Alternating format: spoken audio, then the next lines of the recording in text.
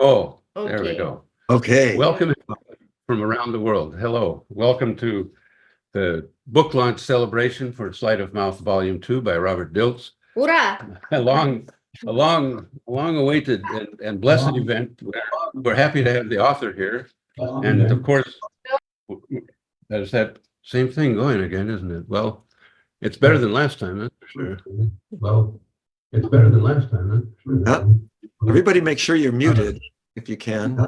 I think that's Are the... you your microphone off here? No, yes. Okay. Okay. Well, look, Robert, enough said. You're what you're doing is of great interest. We've seen just huge enthusiasm. And as we said, it's been 25 years since volume 1. So you've probably had a long time to think about this. And this is a completely different level, isn't it? It has everything that volume 1 had, but much, much more. But Yes. before I give Robert microphone, first of all, I would like to also welcome our viewers on YouTube, people who are watching us on YouTube, not on Zoom. And also for those our friends and colleagues who will watch a recording, I also welcome. We are glad to see you. And as a Robert's support team, we also prepared some surprises for you. Just stay with us until the end of the program. So now we are welcoming Robert Dilts officially. Let's start our Thank you. celebration. Thank you for joining us, Robert. Thank you both. And it's been a lot of fun working together. We've done some sleight of mouth programs for Russian-speaking people. So we're ready to go to the English-speaking group here. And yes, so as you were saying, the Sleight of Mouth 1 came out in 1999 and has been by far the sort of my best-selling book of all, in all languages, actually. And I've been gathering material for these past 25 years and thinking about it and really wanting to try to make this even more accessible for people. And I'll be sharing a little bit when I go through some of the excerpts of, why now? Why did I think now is the time to do this? I do want to show, there it is. This is the book. It is available on Amazon, on barnesandnoble.com, also through various websites, the NLPU website, for example. And so what I want to do is give you an idea of what's in the book. And as we said, we're going to read some excerpts of different aspects of it and kind of go over, what is this about and how can, we benefit from it? How can hopefully the world benefit from it? I am going to have a few slides. As I said, I'll read a few excerpts, and then we'll also have time for some questions. So I'm going to switch over to the slides for a moment. So the subtitle of this volume is How Words Can Change Worlds. Volume 1 was about the magic of conversational belief change. And of course, those two things go together. And a big part of this, first of all, just for those, as an explanation, sleight of mouth, it's a play on words. Sleight of hand is a type of magic where, you create illusions through physical dexterity. But it's not only the physical dexterity, it's actually also people's assumptions and beliefs about what they think is happening. So you're playing both with some kind of, capability, some type of competence, but also utilizing expectations. And so again, it's from actually an Old Norse word. It means, crafty, cunning, artful, dexterous. And so all of those are part of what sleight of mouth is about. It came from modeling people who used language artfully, who used language, craftily or, cunningly. And it's, I call it sleight of mouth because these particular language patterns have this potential to create a kind of a magical quality. There's a sense of, surprise, a sense of something, shifting, transforming. And one of the first things I do in the book, in this book, so the volume 1 was a lot about what our beliefs, what our values, how do beliefs go about being changed, what kind of things would create change in belief. Volume 2, of course, is building upon that. But one of the things I'm doing is saying, we talk about the so-called fabric of reality. Fabric of reality was actually something that Richard Bandler, one of the co-founders of NLP, came up with a long time ago. That's saying, how do we build our realities? What out of which fabric? And one of the things I touch upon in the book is some of these deep assumptions that we have. This is from the Enlightenment era philosopher David Hume, who was pointed out that we have these very basic assumptions about how reality works and our perception of reality works. And he said these are even main assumptions of science. We tend to think of science as being something rock solid, but it is based on assumption like everything else. And 3 of these, for example, one is that the present and future are going to behave like the past. That is, that we look at the past, and one of the most natural things that we do is we say, oh, the past is going to determine our present, and it's going to continue that way in the future. And of course, while that could be true for a lot of things, we know from the work of, and even in physics, like somebody like Albert Einstein said, well, it's actually relative. It's not so linear. We also know that in our social and psychological worlds, present and future are not like the past. And we've all just been through 4 years of pandemic, and we realized that the way things were before that didn't necessarily determine how they were going to be during that or after that. Another very fundamental of these assumptions is that we can actually observe cause and effect. That what we observe, we're saying that something is causing something. And actually what Hume said is we really can actually really only observe contiguity, that something happens and then something else happens. And we infer that this thing is causing that other thing to happen. And then that also leads to this idea that if we see a certain effect, then we can assume that it was caused by a certain thing.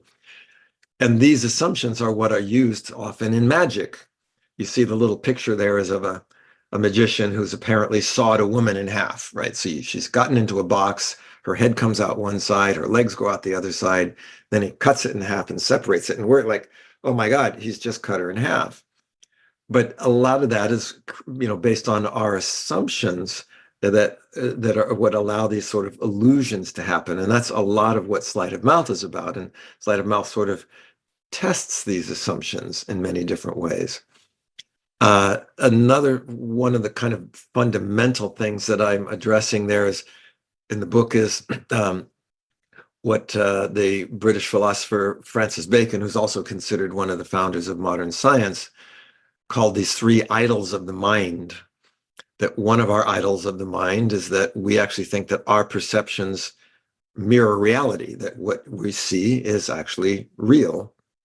And of course, we know that, even if you take the old film, any kind of recording, any kind of film is actually recording little pictures, many small pictures.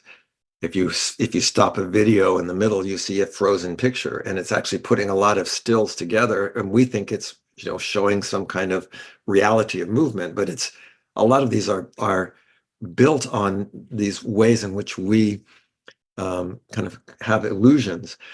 If we were looking at the screen, this very same screen, through the eyes of a bee, for instance, who have many different facets of their eyes, we would see something completely different. They also register, infrared light. So we're not seeing reality as it is. We're seeing reality as we filter it. Another one of the idols that Francis Bacon talked about is this we call the idol of the cave or the den, which is that our personal experience. We grew up in a certain family, in a certain place, at a certain time, in a certain culture, and we think that that those our judgments and the way that we see things are objectively true. And of course, a lot of it's just a function of the particular, again, filters, assumptions, beliefs of that particular context. Another one that's very relevant to sleight of mouth is what Francis Bacon called the idol of the marketplace.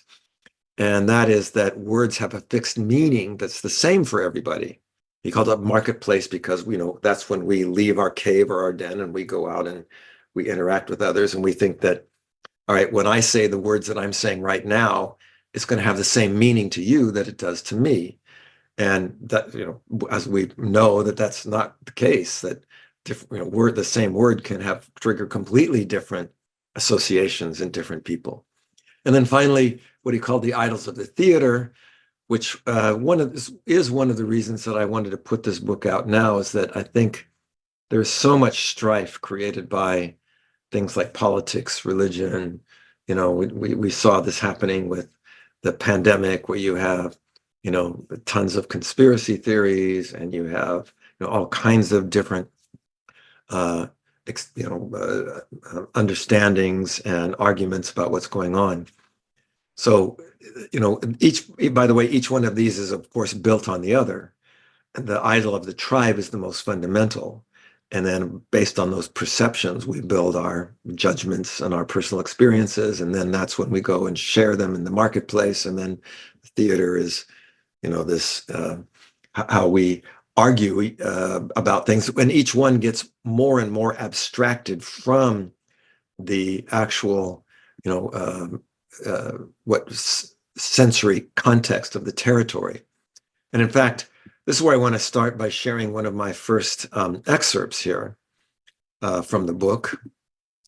And so I'll read this. We're trying to find several, about 4 or 5 minute excerpts just to give you a flavor of the book. And this is kind of one in the beginning that's setting the stage here. And so it's the section on what I call groundless reality. So you might want to, here I'm going to just read to you. You can kind of go into this nice receptive state, like you're being read to. I remember I always loved being read to as a child. So it says, it's an inescapable part of our human condition that we cannot derive our maps of reality completely from our ongoing sensory experience. There are many fundamental aspects of reality that are not directly perceivable through our 5 senses. We can't directly see, for instance, that the planet is a globe. We infer that through observations of other planets, and we hypothesize that our planet is spherical. And this creates expectations that we can then verify through other observations. So unlike other animals, much of our reality is constructed from information, thoughts, and words that are not part of our immediate sensory environment. And this creates a great potential for creativity and flexibility, but also an equal potential for distortion and confusion. So, belief in God, for instance, and many other religious and political beliefs, for example, are not founded upon or verified by direct measurable observation. The validations and proofs come from our inner subjective experience and the type of cognitive mechanisms that form the foundation of the sleight of mouth patterns. So we begin building much of our belief systems when we are children, before we've had a lot of life experience to draw from. Instead, we rely on the experience, expectations, and values of others. That is, we build our beliefs on secondhand experiences. So this has both advantages and disadvantages. It accelerates our ability to learn through the experience of others, but it can also proliferate and exaggerate distortions, biases, and outdated information.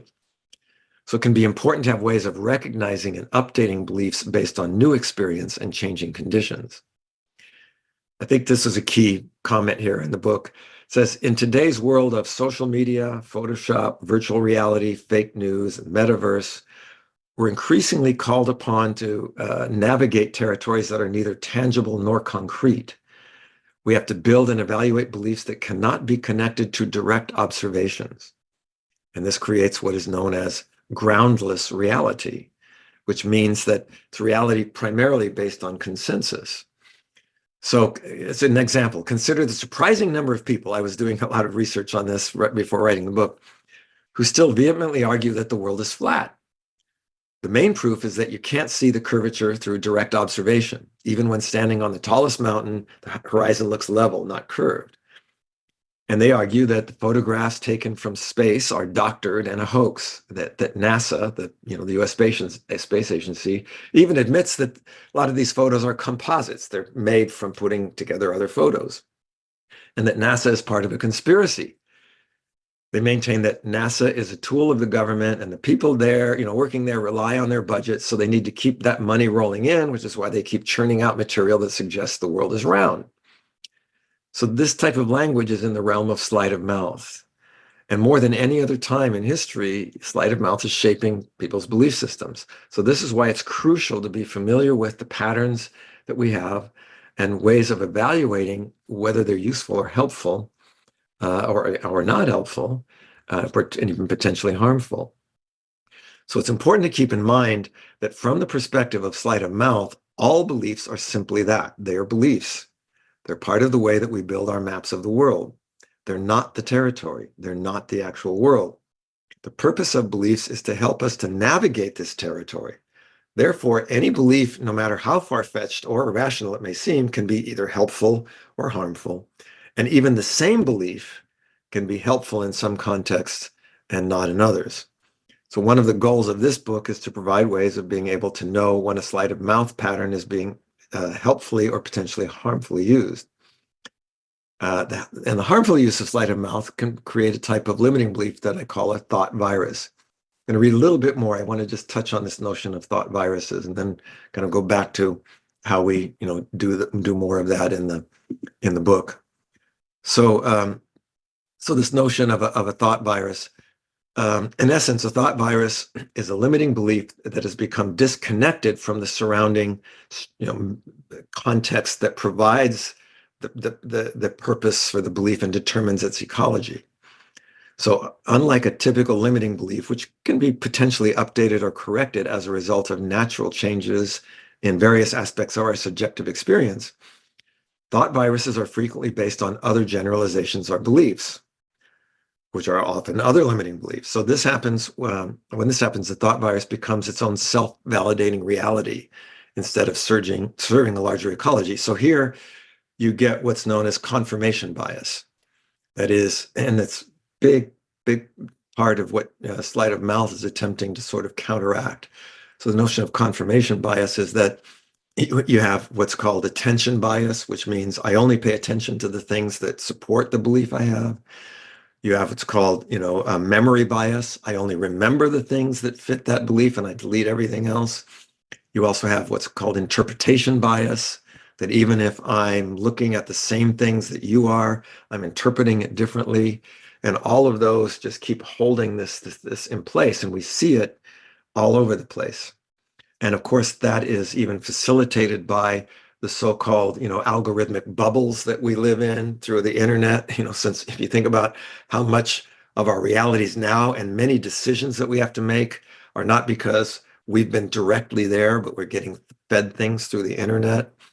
So we really, we're in this very interesting kind of experience where we're not directly connected with what is going on, but we still have to make decisions and build beliefs about that. So in other words, thought viruses are self-reinforcing, limiting or damaging beliefs to ourselves or others, built as a result of other people's thoughts, words, and beliefs, rather than our own personal subjective experience of the territory. So they're maps of maps, and therefore naturally not corrected. And many thought viruses, not corrected by our new experiences. That's the whole idea of confirmation bias. So these viruses can infect our mind and nervous system, just like a physical virus can infect the body or a computer virus affect the heart. Sorry, that comes to the heart. It can infect the heart, but the computer. So I'm going to skip ahead a little bit because I just want to say the last part of this is that, computers have an antivirus program that recognizes the virus code based on its structure and removes it. And similarly, our body immunizes itself by recognizing these things, different kinds of genetic codes of the virus. So we can do the same thing with our own neurolinguistic programming. And one of the goals of the book is to provide ways to examine beliefs detect those which are potentially harmful, and reprogram to help them become more useful. So pause there and kind of come back to our slides for just a second. So so this idea then, first of all, sleight of mouth, it's not simply just a bunch of verbal formulas. It's how words sort of reorganize and rearrange the way we experience things. And so it's not the words that are the issue, it's how the words are resonating or are creating associations. So let me go back to the slides for just a second. And so the idea here is, I'll go back to our idols, our thought viruses. So one of the things the book, of course, goes over is the structure then of belief. So if we're going to create this kind of virus detection, just like any other, device or even the mechanism of our immune system, we've got to be able to break something down to like look at its structure, and that's what allows us to evaluate it. So beliefs have this, basic structure of in NLP that's called either an equivalence or a cause effect, some kind of if then, or this, so X causes Y or means Y, or Y because of X. And one of the things I'm doing in the book is I'm looking at, I'm going to be applying all of these different patterns to sort of 6 common limiting beliefs, which are things like, if I speak, people will laugh at me, or no matter what I do, I'll never get enough, or I've had this problem for a long time, it's going to be hard to change, or I'm not capable because I failed in the past, or what I want is not important because, other people's needs take priority. Or and another one here that relates very relevant to sleight of mouth is, I'm not a native speaker or skilled with words, so it's going to be difficult to learn sleight of mouth. So these are examples of kinds of beliefs. And one of the things I'm doing in the book is I'm illustrating how each pattern would work with respect to these beliefs. And one of the things that I'm doing is we go over certain principles then. How do we evaluate one of these belief statements? And I'm not going to necessarily read through all of these, but these principles are things like, energy follows attention, words direct our attention, language frames and reframes experiences. The idea of holons and holarchies is just that we're part of bigger wholes. Everything as a whole is part of a bigger whole, is made up of smaller wholes. Deal with things like the pyramid levels of change. A big key is looking for negative identity judgments in that regard, and doing what we call balancing ego and soul, things that create resonance. So, as I said, I'm not going to read all of those, but that allows us to do certain things like find red flags for potential limiting beliefs and thought viruses. So one thing is, if something's stated in a problem frame instead of an outcome frame, it's likely to have certain, create certain kinds of associations. Divisiveness, things that pit one part of a whole on, as we would say, against another. Again, I said negative identity judgments, assumptions of negative intention, and what is called othering, away from versus towards intentions. And then absence of multiple intelligences means when you simply get into a verbal reality, just verbal argumentation alone that's not grounded in any other of our experiences, that means you're just playing, essentially you're playing games with words, and it's not coming back to anything that is meaningful. There's no humanity in it, etc. So some of the other things we work with or go over in the book are skills of sleight of mouth. Some of you will recognize this idea of moving from a crash state to a coach state, which means moving from let's call it a state where our filters are in sort of a negative state to a more open place. Developing emotional intelligence, welcoming obstacles, taking meta position, which means sort of self-observation, and then engaging multiple intelligences, not just verbal rational intelligence, That's one of the things that makes sleight of mouth become really toxic, is it's just a bunch of, verbal argumentation. So, in fact, I'd like to read another little, well, actually, I'm going to first go a little further. So one of the things I'm doing is I'm going over the different sleight of mouth patterns. There's 14 of them.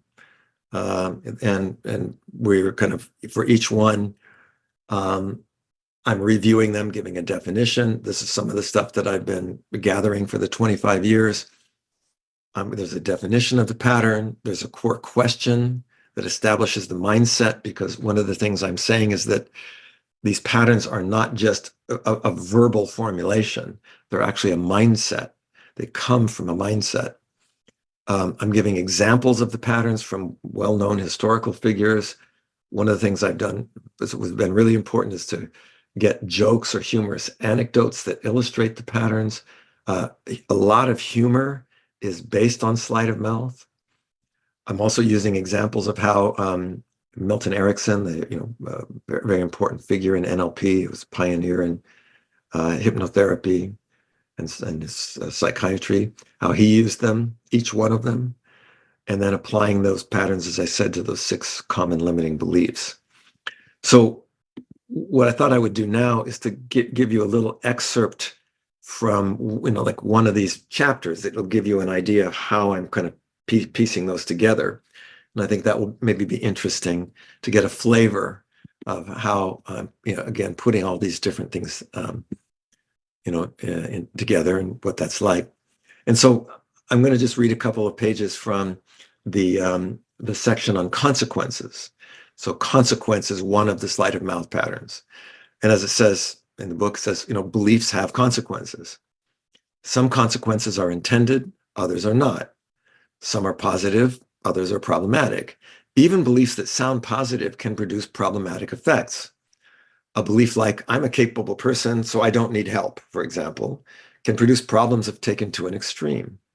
There are times when it's useful and necessary to ask for help. Sometimes belief produces a surprising secondary effect. A belief like, the only way to get what I want is to focus on what is my own best interest. That can lead to enhanced cooperation with others if the person thinks, well, I'm going to get my needs met better if I cooperate with others rather than fight with them. So helping others is in my best interest. So again, you can't always evaluate something, but on its face, its face value. So in fact, more than the content of the belief, the consequence of holding that belief is a really important factor, whether it's going to be, a useful or a limiting belief. So the sleight of mouth pattern of consequence involves directing attention to an effect, either positive or negative, of that belief. So, as I said, identifying any of these sleight of mouth patterns involves taking on a particular mindset. So here's an example of, this kind of mindset of consequence. So it's a little story. Father O'Malley answers his phone. The voice asks, hello, is this Father O'Malley? He replies, it is. This is the IRS, the government tax agency. Can you help us, if possible? Do you know Pat McCormick? I do. Is he a member of your congregation? He is. Did he donate $10,000 to your church? He will. The implication of the anecdote is that, Mr. McCormick has declared to the tax authorities that he's given the church $10,000 and is taking it as a write-up on his taxes. Given that that's a fairly large amount, this IRS representative is checking Father O'Malley to see whether that's, he made the donation. There are going to be naturally negative consequences for Mr. McCormick if he's lied. And of course, there are positive consequences for Father O'Malley's church to receive the donation. So his response that he will indicates that Mr. McCormick has probably not actually made the donation, but Father O'Malley realizes that he has an opportunity. If he says no, Mr. McCormick gets into trouble and the church still doesn't get the money. However, if he knows that as a consequence of his declaration, Mr. McCormick will certainly now donate the money to avoid getting in trouble. So that's would be an example of like thinking in terms of consequences. Another anecdote, police officer pulls a guy over for speeding. The officer says, can I see your driver's license? This, I don't have one. It was suspended when I got my fifth, driving under the influence violation. Can I see the owner's registration card for the vehicle? That's not my car. I stole it. Your car is stolen? That's right. But come to think of it, I saw the owner's card in the glove box when I was putting my gun in there. There's a gun in the glove box? Yes, sir. That's where I put it after I shot and killed the woman who owns the car and stuffed her body in the trunk. There's a body in the trunk? Yes, sir. So hearing this, the officer immediately calls his captain. The car is surrounded by police vehicles. Captain approaches the driver to handle this tense situation. Captain says, "Sir, can I see your license?" "Sure, here it is. It's valid." "Whose car is this?" "It's mine, officer. Here's the owner's card." Driver owned the car. "Could you slowly open your glove box so I can see if there's a gun in it?" "Yes, sir, there's no gun in it." Sure enough, there's nothing in the glove box. "Would you mind opening your trunk? I was told there's a body in it." "No problem. Trunk is open. There's no body." Captain says, "I don't understand it. The officer who stopped you said you told him that you didn't have a license, stole the car, had a gun in the glove box, and there was a dead body in the trunk." "Yeah, and I'll bet that liar told you I was speeding too." So, all right, the driver in this silly story is obviously intentionally creating a chain of consequences to try to discredit the officers, pulled him over for speeding. And the driver makes a series of statements that have more serious implications. And of course, the whole idea here is that if I can start to invalidate one of these consequences, I'm invalidating more of them. And so this is an example of like putting this notion of consequence that you can use it to create and shift realities. There's a number of other examples there. I'm not gonna go over those for the moment. But you get the idea. I'm wanting to illustrate, so just to give you a taste of it, I'm trying to illustrate these to try to bring them alive with these examples. And then we go and I show how, for example, how somebody like Erickson used it. In fact, maybe I'll just at least go to that example. So actually, one of the things I show is, anyway, it's actually an interesting example from the Matthew in the New Testament. It's a little example where Jesus, when he's departed from this place, his two blind men are following him, crying and saying, "Son of David, have mercy on us." And when he was coming to the house, the blind men came to him, and Jesus said to them, "Do you believe that I'm able to do this?" And they said to him, "Yes, Lord." And he touched their eyes, saying, "According to your faith, it will be done to you." So that's an interesting example of using consequence. Do you believe that this will happen? In fact, I point out that Jesus was quoted as going, so far to assert, if you can believe, all things are possible to him that believes. Then I say, speaking of Jesus, there's a fascinating case involving the use of consequences in the work of Milton Erickson. Erickson was on the staff of at a psychiatric hospital where there was a young patient who called himself Jesus. He paraded around as the Messiah, wore a sheet draped around him, attempted to impose Christianity on people. One day, Erickson approached him on the hospital grounds and said, "I understand you have experience as a carpenter." Since Jesus was supposedly a carpenter's son and would have worked in his youth as a carpenter, the patient could only say yes. Then Erickson went on to ask him if he was interested in serving mankind. Of course, that would be a consequence of being Jesus as well. The young man had to agree. So Erickson then mentioned that the psychology laboratory needed some bookcases built and used the two consequences as leverage to involve this young man in a project to build them, which gave him something productive to do, brought him more grounded relationships as well as appreciation from others. And according to Erickson, the person eventually became a productive handyman. So these are then examples of, okay, we can take these patterns and then use them in a positive way. So I'm going to just then quickly come back, kind of find, we're on the final steps here, but I want to share one other thing about the book, and then we'll hopefully have a little bit of time for some Q&A here. One of the other things I'm doing is then saying, okay, how do you use these patterns in combination? And one of the things I go over are the so-called patterns of plausible inference by a mathematician, George Polya, who, said, as a mathematician, he said, you're in this interesting dilemma in a way where you have an equation that you think is valid, but you can't test it for an infinite number of numbers. It would take you an infinite number of times. So you have to, at a certain point, assume that it's valid. And there's certain things that we do where we infer that it's valid. Once again, I won't go over all of these, but they are things like verifying consequences, or inference from analogy, or disproving the opposite, disproving the converse. And this is one of the things I use to show how these patterns can be used in combinations to accomplish certain things. So one of the things I go over is the so-called Socratic method. And Socrates used, these kind of sleight of mouth patterns to unpack belief statements and examine assumptions. Somebody like Lincoln used them to challenge and transform thought viruses related to racism and other things. And you see, I put there's a little tiny picture on by these that are showing in the book. There's a little structure that I'm saying, okay, here's the structure of what this process is. Flipping perception of reality. This is Mark Antony, and this going over one of the sort of the famous Mark Antony speech where he is able to completely change a crowd's perception. Inspiring fervent motivation. You can use sleight of mouth to really motivate people. This is one of the examples I use is from Shakespeare, also Shakespeare's Henry V, of getting people to go in being willing to risk their lives, even lose their lives. And kind of going on from that, creating confidence. I go over Dwight Eisenhower's message to the Allied troops on D-Day, because again, they're going into some kind of very, dangerous situation. Gandhi connecting with something beyond individual identity. Gandhi, led people in this sort of opposite of Eisenhower and Henry V. Instead of going into battle, of going into nonviolent space.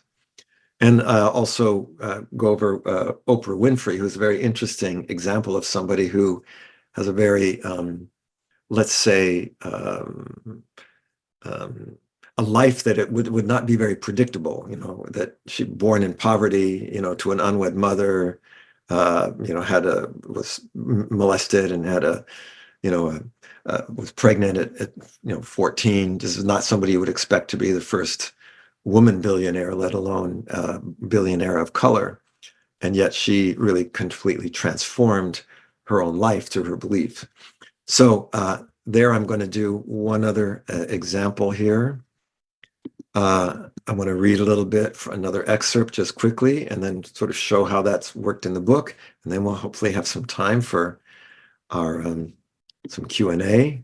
Sorry to be going so quickly here, but there's a lot to cover. Anyway, so this part is called the using sleight of mouth to challenge and transform thought viruses. So sleight of mouth patterns are sometimes effective in situations where other belief change techniques and interventions are difficult to apply or ineffective. Sleight of mouth is often necessary in order to deal with thought viruses, for example. So as I pointed out already, the thought virus is a special class of limiting belief. Typical limiting belief is a generalization drawn from our experience and consequently can be updated as a result of the experience. Thought viruses, on the other hand, are limiting beliefs that are not based on our direct experiences. They're drawing from other assumptions. So, it's probably nowhere more evident than in situations involving political, philosophical, theological things. So within the framework of sleight of mouth, the goal of all speeches, oratory, debate, etc., is to create, reinforce, challenge, reframe, or recode beliefs or belief system. So sometimes to effectively install a new belief, it's necessary to create doubt with respect to the existing one. And so it's kind of an interesting dynamic. I've got to create doubt with respect to the current belief in order to shift it. I can't just directly shift it. So I use here, here's an example is Abraham Lincoln's use of sleight of mouth to invalidate what was known as pro-slavery theology, which meant that people who considered themselves, devout Christians could justify slavery for various reasons. So this was from a speech he did in 1858. So he says, so here's an example of how sleight of mouth would be used and the kind of things that where we start to see that it could have truly a transformational potential. So he says, the sum of pro-slavery theology seems to be this: slavery is not universally right or universally wrong. It's better for some people to be slaves, and in such cases, it's the will of God that they be, as such. So Lincoln says, well, there's certainly no contending against the will of God, but there's some difficulty in applying it to particular cases. For instance, if we suppose the Reverend Dr. Ross has a slave named Sambo, and the question is it the will of God that Sambo shall remain a slave or be set free? It says the Almighty gives no audible answer to the question, and his revelation, the Bible, gives none, or at least none that as such admits of a squabble, a conflict as to its meaning. No one thinks of asking Sambo's opinion on it, so at last it comes down to this: Dr. Ross is going to decide the question. And while he considers it, he sits in the shade with his gloves on his hands and subsists on the bread that Sambo was earning in the burning sun. If he decides that God wills Sambo to continue a slave, he retains his own comfortable position.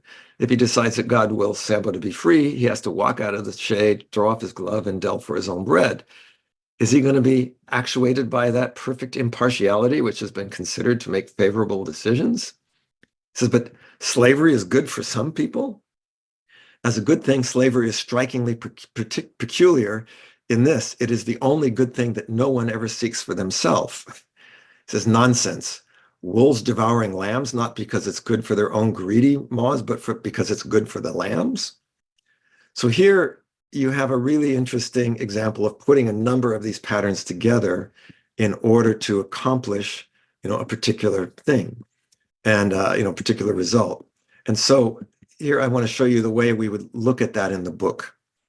So in the book, just to show you a little bit from the book here, looks like this would be this Antonia Mitza has done some nice illustrations. This is about, examining these examples. And so we sort of mapping it out. I'm not going to read all the small print here, but you see we're sort of mapping it out, showing the combinations of these patterns and how they go together, like a kind of a flow chart. And then from that, sort of summarizing, well, how could, what is the essence of this that could be used? And there's some just some interesting examples here. You see, here's sort of taking the essence of what Lincoln was doing and applying it to one of these limiting beliefs that I was mentioning earlier.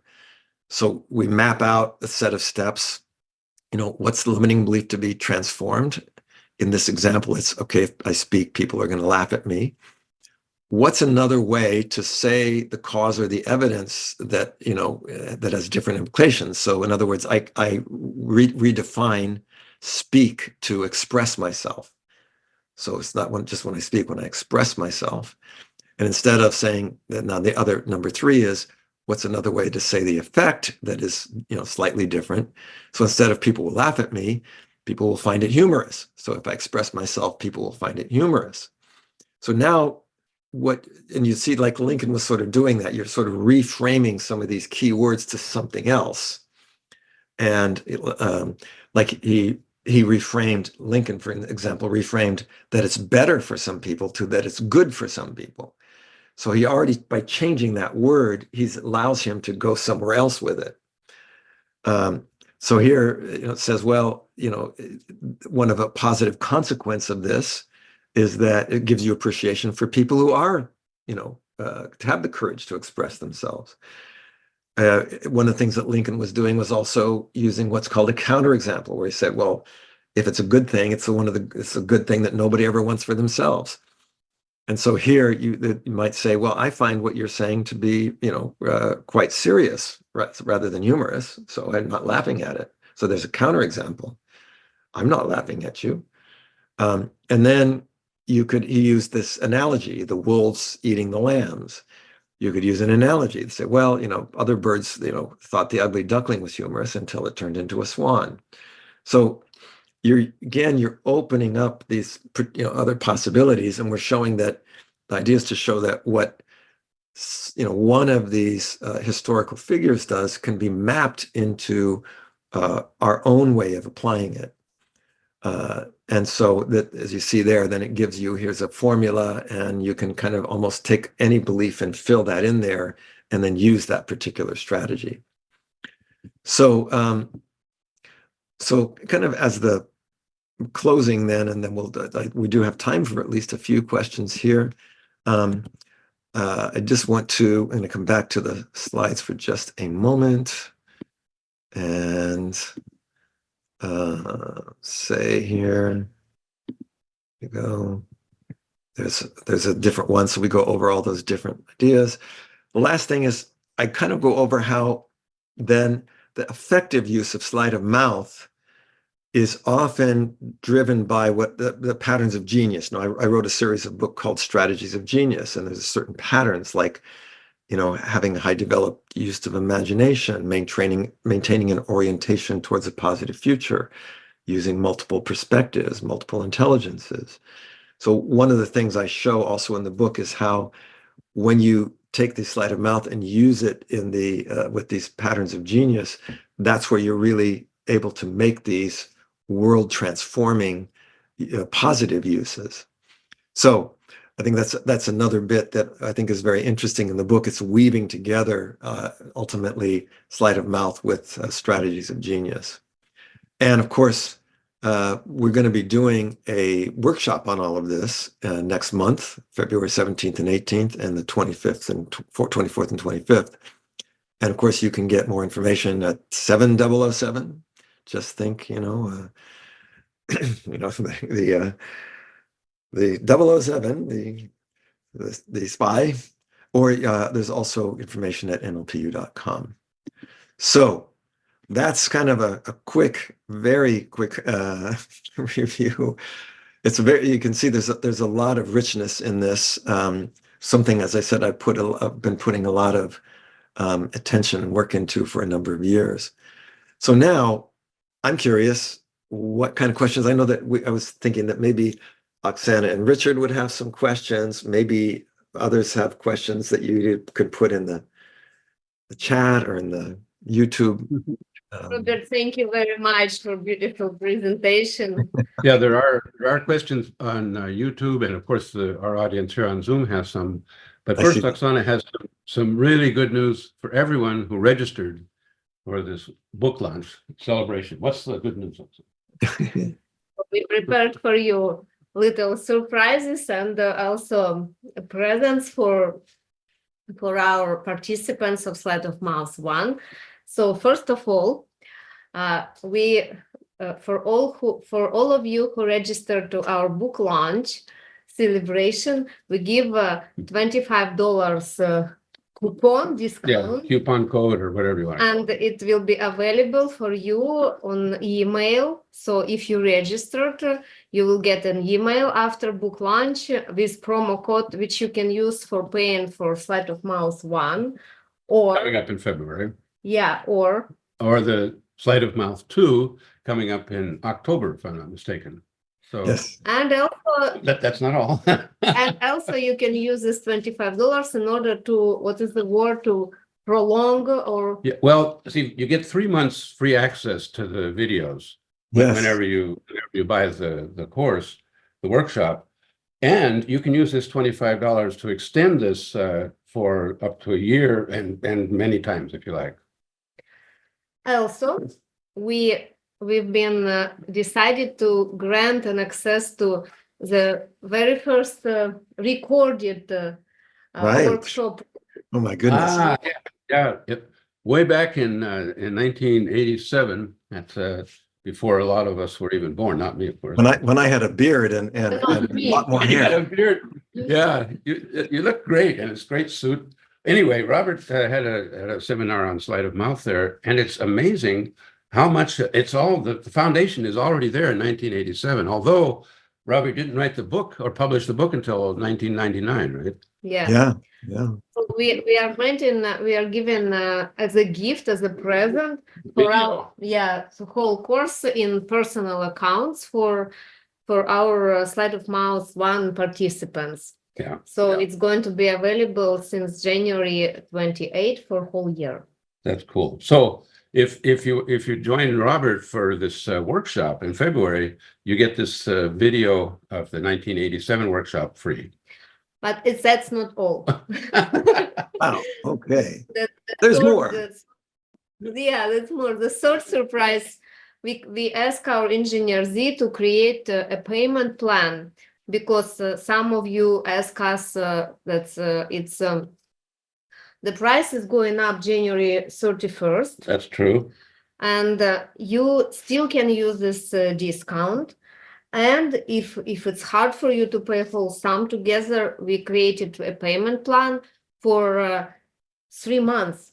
Yeah, I believe it's 4 monthly payments of the 25% of whatever the price is at that time. So we really invite you to join us, and you can freeze the price for 1/4 of the price, Okay, I got and it. then you can pay through every month further. We really think that what Robert's doing with this sleight of mouth, and even more so with the volume 2, is really not only interesting, it's important.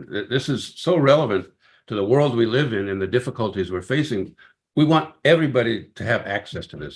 That's really what we're trying to do. So that's the idea of the payment plan. We're trying to make it a little bit easier. Okay. Question. Positive consequence. This is there are good consequences. Yeah, and it's also really great news that the Sleight of Mouth 1, which is upcoming in February, is the first part, and then we will have another one in October. Yes. We just produced this program, and we have also Sleight of Mouth 3 upcoming for continuation. So That's it's right.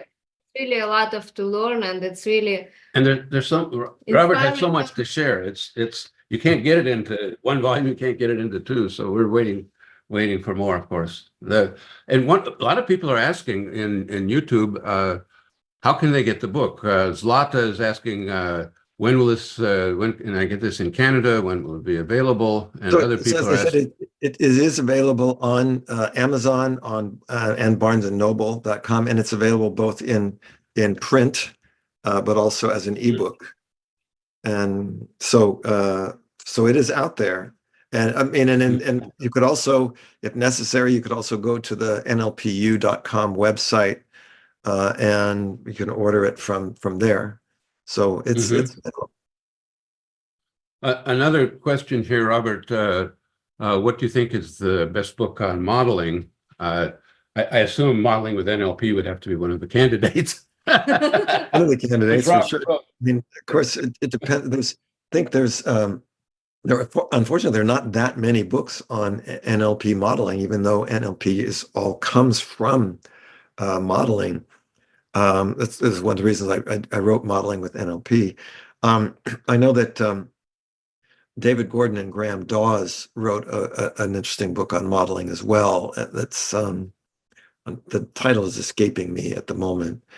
But I don't know. I mean, I think those are really the only 2 that come to mind that are directly, about modeling.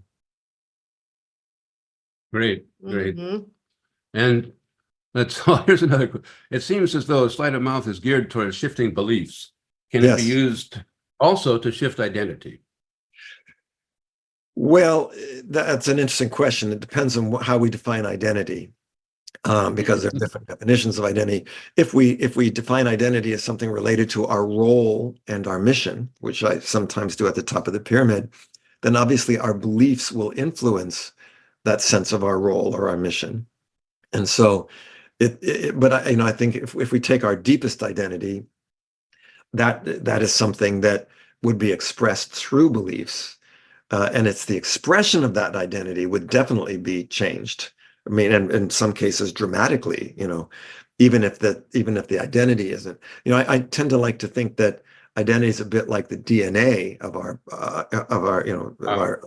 our being, and that DNA, there's genetics and then epigenetics, and epigenetics are how that DNA gets expressed. And so again, I think beliefs can definitely influence the expression of our identity. Thanks. Nunzia has been waiting patiently with her hand up. Nunzia, yes, I see you have your hand up, please. Yeah, thank you. Thank you so much. I just wanted to share briefly, I'm still waiting for the book to be delivered. I ordered from Amazon, but I enjoyed the pre-read through Amazon.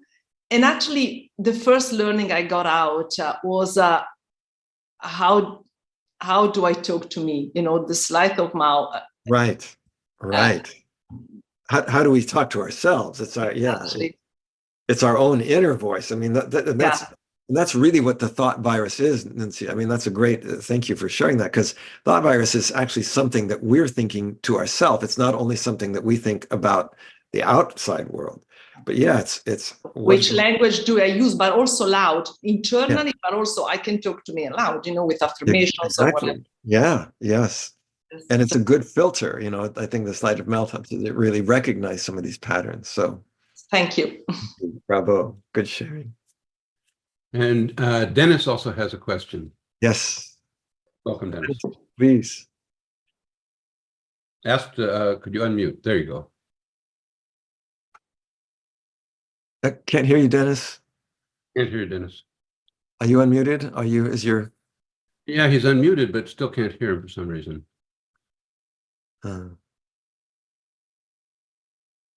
Maybe Dennis, let's go to Christina and see if you can solve the technical problem there, and then we'll come back to you. Well, Christina. I got the first book from 2000 in German. yes. And I would like to know from Bielefeld, you signed. Yes. Yes. Wow. I would like to know, will there be a German translation? I sure hope so. I mean, it's only just come out, so I don't know yet, but I imagine either, because I think that first volume was published by Jungfermann Verlag, and that maybe they'll publish the second one. Otherwise, I know we have Castlemount would probably likely publish it in German if Jungfermann doesn't. So But we have to wait a little bit. yeah, I think it's going to just have to wait a little bit, but I'm sure it's coming. Yes. And Yes, so thank certainly you. the volume 1 is available in many languages. It's, Yes, in a lot of languages. Yes. So I'm sure the German will be one of the languages for the volume 2. Yeah, because no I mean, I doubt. think that's, like I said, it's one of the books that's one of the best sellers. So I think the publishers would like to have the volume 2. So Yeah. We are also planning to do 7007 portal for international translations too. So the workshop which has come in will also going to translate, and German will be one of the first languages, I think. Of course. So I was also thinking maybe David could also possibly put his question in the chat, but I see that Klaus Peter also has his hand up, so maybe we can. Yes. Mm-hmm. Dr. Klaus Peter Pfeiffer, welcome. Yeah. Ask to unmute. Ask to unmute. Yeah. Oh, there you go. I'm with you. Can you hear me? Yes, we can hear you. Hello, Klaus Peter. It's good to see you. Yes, great to see you as well. I know that one thing I know about Klaus Peter is that he himself is a magician. So Yes, practicing my sleight of hand while listening to you. yes. It's always good to go into the magic field to Yes. make these assumptions. But anyhow, I was disturbed. I'm interested also in the German version. I didn't get this. Probably you authored that. Yeah. The second question is this, I read every book of you, of course, but is this more a theoretical book, or is this more towards practical exercises, or is it a mix of both? And what is the relationship to this first book? Yeah, there certainly is, there's going to be some mix, but it's definitely intended, Klaus Peter, to be, like I was showing with the sort of diagrams and everything. It's intended to be practical, that you should be able to take that, and it takes you through how to apply it. It gives you examples of how to apply each pattern and then how to apply the combinations. So I really wanted it to be, first of all, to clarify, because so many people are intrigued by sleight of mouth, but it's a little bit tricky. It's not the simplest thing to learn, partially because it's dealing with these very, fundamental aspects of our experience. So I really wanted to make it so that you would be able to read it and put it into practice. Okay. And this will also be in the workshop. Yes, absolutely. In the workshop, what part of what we're doing in the workshops, we'll actually have people bringing beliefs that they want to work with, either their own or ones that they have with their clients. And then we'll go through we'll go through exercises and breakouts where people will actually be working with those beliefs. Great, good. And the German version will come out when? Don't know yet. Don't know yet. Don't know yet. Okay. I will work for the German English version. Thank you so much, Robert, and nice to see you. And Thank all you. back to you. Good luck. Thank you. I A lot know of we're people- all the time, but I know we're out of time, but I'm willing to take a couple more if people are okay to stay a little bit. Happy to. Just so many people are congratulating you. People are just really, really, really stoked. It's so good to see it. And a couple people have their hand up here. Mitchell's next. Thanks for sticking around a little I see. bit, Robert. Yeah. Thank you, Robert. I also see that Mitchell. Richard is physically Yes, holding can you- his hand up. Can you hear me okay? I can hear you, Mitchell. Yes. Oh, yes. Yes, okay, Oh, you can great. hear me? Yes, hang on a second, I just spilled water, I got so excited. Robert, I had a quick question for you, actually two questions. One is, I work with a lot of creatives. I'm an NLP master coach practitioner. And, there's we work a lot with limiting beliefs. And I was curious, people have a lot of limiting beliefs around, their ability to be successful. They may know they're creative, but they may not see their path to Right. Well, can I make money doing this? Can I have the Yes. kind of career I Yes. dream of? And I was curious at in terms of doing reframes. I work with them on trying to reframe. Yeah, They're going yes. from a problem frame to an outcome frame. And I was curious if there's, and I hate to ask for hacks, but I do a lot of this on Zoom very quickly. Yeah. What are some of your kind of quick go-to ways to create that kind of shift where they go from basically being in a place of no possibility or not being able to imagine it to, oh wow, yeah, I can be successful. So Yeah, what's interesting about that is it's one that this is where also combining the sleight of mouth with strategies of genius becomes really interesting. So yes, for me, one of the things that I would do, I mean, the sort of Henry V example is a good one there because it's like, he's got people who are out, they're outnumbered 5-1. They think it's impossible. And part of what he's doing is kind of bringing people into the future and just saying,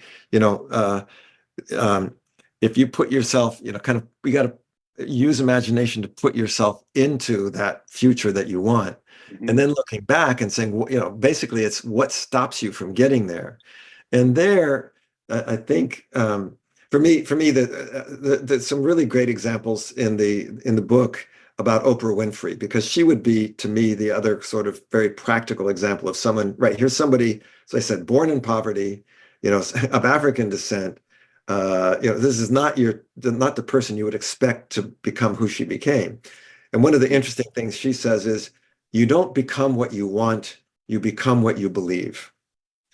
And that to me was like a really great thing. And she said, that the biggest discovery in history is that if you change your attitude, you're going to change your life. And so, first of all, I think just beginning to create one of the sleight of mouth patterns is called a metaframe. This realization that you don't become what you want, you don't even become what you do, but you're going to become what you believe. So what are those beliefs? And then kind of putting people into an experience of success and then saying, what are the beliefs that you have there for yourself? So those would be some of there's plenty of other things, but like just sort of as a basic beginning, that's so it's like future gazing, put them in that reality and exactly. then say, what is it? What beliefs would you need or do you have? Well, in that reality in the future, what do you have? So one of the things that I talk about that Henry does is he has people project themselves like 20 years after this battle and saying, if you survive, you're going to be stripping your sleeves and showing your scars and saying, look what I had in the battle. And he said, And all the people that, this is interesting, all the people that weren't there are going to be jealous. You know, they're going to wish they were there instead of everybody starts off by wishing they weren't there. And they're going, yeah, they're going to wish they were there because of, you know, this is like, it creates, this is the most biggest life event in your life. Why would you want to run away from it? This is the best thing you can do. It's kind of like really getting that future orientation. That's why I say it's away from, not towards. It's positive identity. So instead of negative identity, like I'm a loser or I can't do. So it's like you're using sleight of mouth to build this set of positive beliefs. Great. Thank you so much. Yeah. And just a quick note, will you be will you be doing sleight of mouth during a time that's a little bit better for US folks? But yeah, I mean, although, I mean, we're trying to get, as big of a I know as we can. But one thing, Mitchell, is that we will be recording it, and so people would have an ability to also look at it afterwards. But you know, who knows in the future? I think as a result of this book, I'll probably be doing a bunch of different programs live and different, you know, in person in different places as well. Thank you. Absolutely. Absolutely. And also our engineers usually giving us recordings almost immediately after workshop finished. So even if you skip like one day or a couple days, you will have between modules, you will have possibility to watch them immediately. And also we have very warm community. Usually if you participated in program we produced, so you know that we have very warm community. We have very active participants in chat, in private chat. So you can even make an agreement with people, meet before modules or even afterwards and do exercises if you skip a part of workshop, for example. It's a very active community for sure. Yeah, so that's for sure. I think one of the great things about what you guys do, Oksana and Richard, is really creating and supporting that community. It's a huge, you know, benefit. I know again, I see there's two more that Phil has his hand up, but also Richard has been physically raising his hand. Yeah, and Richard was already on the screen. So maybe let's just do these last two, and then. Thank you. And I'm touched that I'm seeing that pretty much everybody's staying on. So thank you. I hope it's interesting. So let's start. Shall we go with Phil and then Richard? Great. Okay. Phil. Okay, well, my question was very close to Mitchell's, so I'll skip my question. Okay. Just point out the book you mentioned, the modeling book. Oh, I don't think you can read it. Gordon and Dawn. Oh, good, David. Expanding Your World. Yeah. What's the title again? First part. Expanding Your World, Modeling the Structure of Experience. David Gordon. Yeah, great. But they call that model. I did a quick search. Yeah, thank you. Thanks, Phil. A good modeling book. Thank you. Okay, thank you. Okay, Richard. There's somebody, just a sec, please. Somebody in YouTube is also suggesting Fran Burgess, the Bumper Bundle book. Oh yeah, Bumper Bundle. But yes, that's great. Yes, I also do have that book. Yeah, thank you. Thank you. Whoever mentioned that. Yes. And Richard. Okay. Okay. Well, we connected again. That's great. Yeah, I love your work, Robert. I think you revolutionized what we do in language and communication, actually. So you're referenced everywhere by the greats. And so, for me, it's I'm in sales. So I want to use this in objection handling and inoculating against objections, things like that, the language pattern. Any thoughts on that? Because I'd like to apply it to sales. Oh, yeah. I mean, absolutely. There's I mean, pretty much almost every single one of these patterns can be used in sales. Obviously this whole thing about consequences is important. But one other thing I guess I would want to say, Richard, is that this is also where some of the skills become super important. Meaning there's skills that involve pacing and leading, there's skills that involve getting rapport, and those are all part of what make give them, the words their magic. So I do want to say it's not just a bunch of, here's a bunch of just verbal hacks that you use. Yeah. And I think, so I would just give the caveat that you want to, in sales especially, you want to be using this so that you're not just trying to, the person doesn't feel like you're just kind of trying to, push them or convince them. And so one of the big ones that we would use there has to do with what's called changing frame size, which means that somebody might go, oh, this is too expensive. Well, if you change the frame size, which means I can change it from like in time. So from 1 year to 5 years to 10 years. And well, if you look at the value of this over the next 10 years, you're saving XXXX. So a lot of it is kind of getting a sense of when the person is having this objection, what's creating it. So the one of the main patterns also is this pattern of intent. Which is, okay, what is the intention of the objection? And then I kind of respond to that intention. And then another one of the patterns is sort of redefining. So let's say somebody goes, it's too expensive.